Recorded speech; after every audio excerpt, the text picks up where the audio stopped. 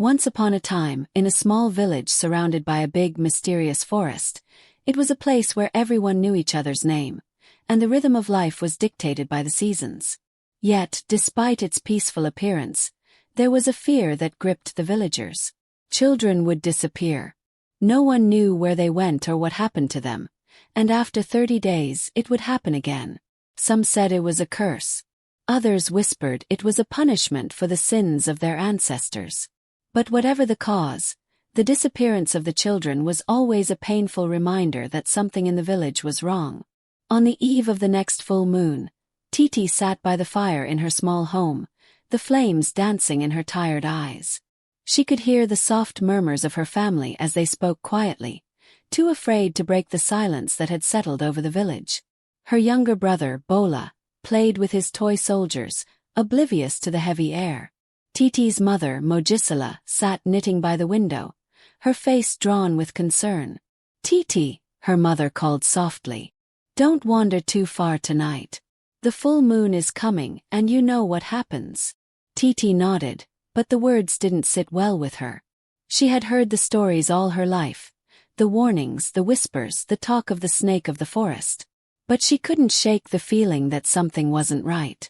Something was missing in the tale they all told themselves. "Yes, mother," Titi replied, her voice steady, though her heart raced. She could feel it, the unease growing inside her. Tonight was different. The sun set quickly, and as the moon rose, Titi's curiosity led her to the edge of the village. She stood there, at the fringe of the forest, where the dense trees cast long shadows over the earth. Her heart pounded as she thought of the missing children, the ones who had vanished without a trace in the past months. It was always at night, and always just before the moon reached its peak. Titi had asked Daniel, the village elder, about the disappearances once. He'd only told her the same story everyone else repeated. It was the curse, a curse from long ago, and they had to keep it going or the village would be destroyed. But Titi didn't believe that. She had heard the same tale for years, and yet, every time a child went missing, it was as if the villagers were caught in a cycle, waiting, hoping, and fearing the day would come when the next child disappeared. She turned to leave but froze when she heard something behind her. A rustle, a low hiss, like a breath from the earth itself. Her instincts screamed at her to run, but she couldn't. There, standing in the moonlight, was Daniel. The old man was tall and bent, his clothes tattered and ancient, but there was something about him, something in his eyes, that felt wrong. "Daniel," Titi whispered, her voice barely above a breath. He didn't respond immediately. Instead, he stared at her, his lips curling into a faint, knowing smile. "You shouldn't be out here, child," he said in a low voice, the wind carrying the weight of his words. "There are things in this forest you cannot comprehend." Titi's heart raced, and a sudden chill ran through her veins. There was something in his tone, something dangerous, like a man who knew a dark secret but wasn't willing to share it. "I want to know what happens to the children," she said, trying to sound braver than she felt. "I want to know the truth." Daniel's smile widened. "The truth," he repeated. "You wouldn't understand, Titi. It's a burden that no one should bear. But you," he paused, his eyes narrowing. "You are too curious for your own good." Titi's pulse quickened. There was something in the way he said those words, something that made her blood run cold. "Tell me," she demanded, stepping closer. "What happens to them? Where do they go?" For a moment Daniel was silent. Then, without warning, he stepped forward and gripped her wrist. His touch was cold, his fingers like ice. Titi tried to pull away, but his grip tightened. "You want to know," he hissed. "You should have stayed away, child. The truth is worse than you can imagine." Before Titi could respond, the ground beneath them trembled, and a low, guttural growl echoed from deep within the forest.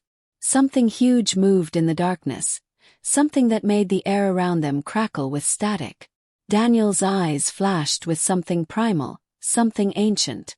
And then it happened. From the shadows of the trees, a massive serpent emerged.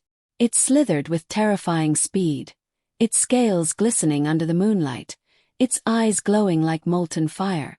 Its body was massive, stretching on for yards, and its head was nearly the size of a small house. But what made Titi's heart stop was what she saw next. The serpent was not just a serpent. It had a man's torso, a man's body, and, most horrifying of all, a man's manhood. But instead of the usual, it was a snake, twisted and coiling, the flesh rippling as it moved. Daniel stepped back, grinning as the serpent slowly approached. "This is the truth, Titi," Daniel said, his voice filled with dark pride. "The snake of the forest is not a myth. It's me. It's in me. It was always in me. And now it has come for you too." Titi stared in horror as the creature loomed over her, its monstrous form dwarfing the trees. The serpent's eyes locked with hers, and in that moment she understood.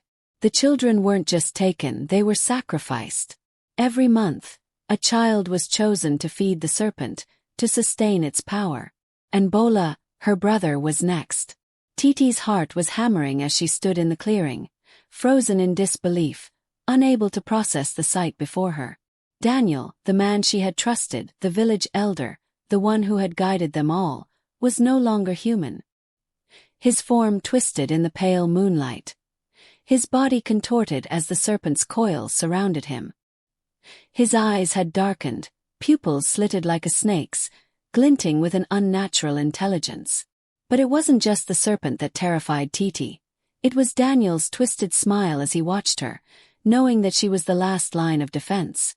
"You've seen it now," he murmured, his voice dripping with cold satisfaction. "The truth you've longed for, the truth you were never meant to know. And now it's too late to turn back." Her mind was racing. The snake, its monstrous head weaving through the air, was a terrifying presence, but the real horror was that Daniel, her teacher, her protector, had been the one feeding it all along. All the disappearances, all the suffering, had been him. "Why?" she choked, the word escaping her lips in disbelief. "Why my brother? Why the children?" The serpent's head shifted, and Titi could almost feel its eyes on her, cold and predatory. Daniel let out a bitter laugh. "The children? They are merely the price. The village made a deal long ago. We are bound by it. The serpent protects us from disaster, from the dangers that lurk in this cursed land. But in exchange, every 30 days, a child must be given. It must be fed, and the cycle must continue." Titi's stomach churned as she realized the terrible truth. They had all been part of this. The village, the elders, the leaders, they were complicit in a pact with darkness. The sacrifice of innocent children had been a price willingly paid for safety. A price that had claimed her brother, Bola. Daniel's face softened, but it wasn't with remorse. It was with cold detachment. "And now it is your turn, Titi. Your brother's life was just a warm-up. Now the serpent demands your sacrifice, your blood." The serpent's head hissed loudly, its tongue flickering in the air, its fangs gleaming in the darkness. Titi's legs trembled, but she couldn't let fear take over. She had to find a way to stop this. "No," she whispered fiercely, shaking her head. "I will not let you destroy another child. Not mine. Not anyone." Daniel's eyes narrowed. "You think you can fight destiny? You think you can stop it? The serpent has chosen me. You cannot fight the chosen vessel." Titi stood tall, her breath shallow but steady. She wasn't sure where the strength was coming from, but she knew she had to act now. The serpent's grip on the village had to end.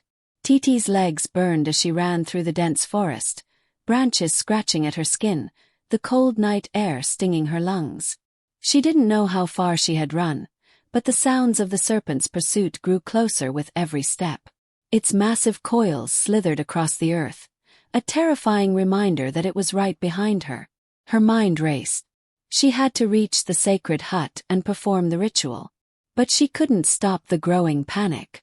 Daniel's words echoed in her mind, his cruel, mocking tone filling her thoughts. "You cannot stop destiny. You are too weak."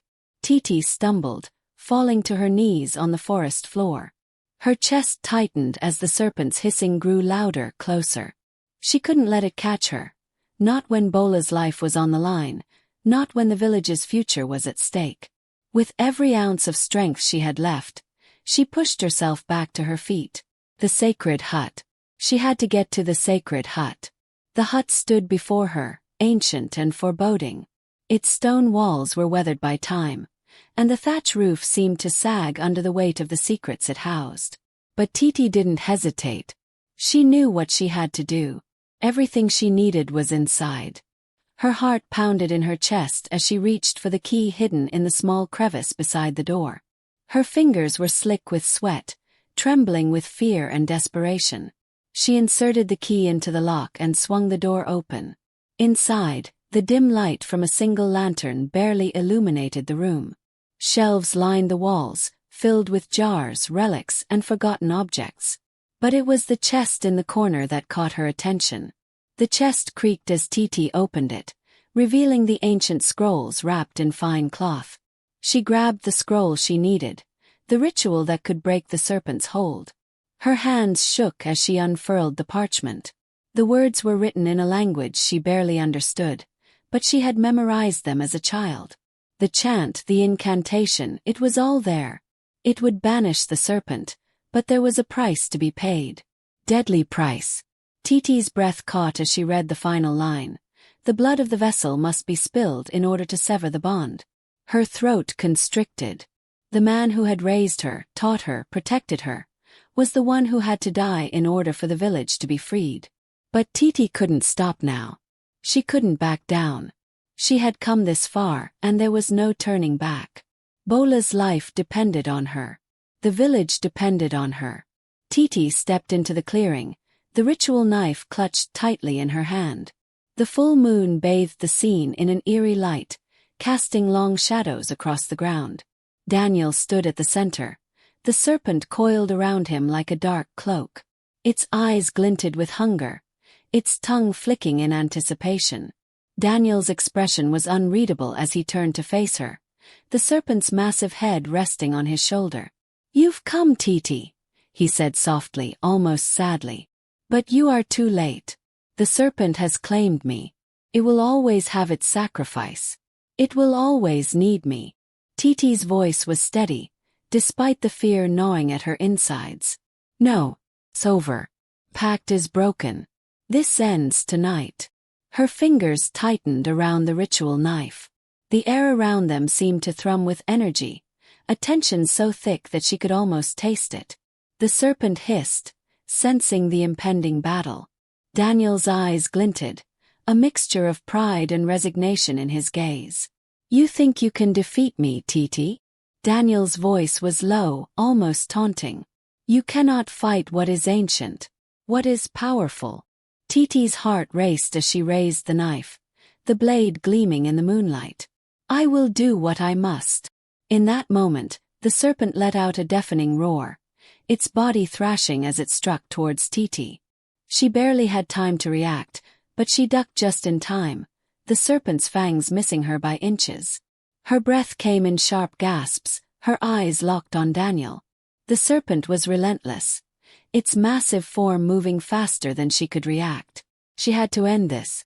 With a surge of energy, Titi lunged forward, the ritual knife flashing in her hand. The serpent tried to intercept her, but it was too late. She plunged the blade into Daniel's chest, her heart breaking as she saw the shock and betrayal in his eyes. The ground trembled beneath them, and the serpent let out a final, anguished screech as its hold on Daniel weakened. The magic was unraveling. Pact was broken.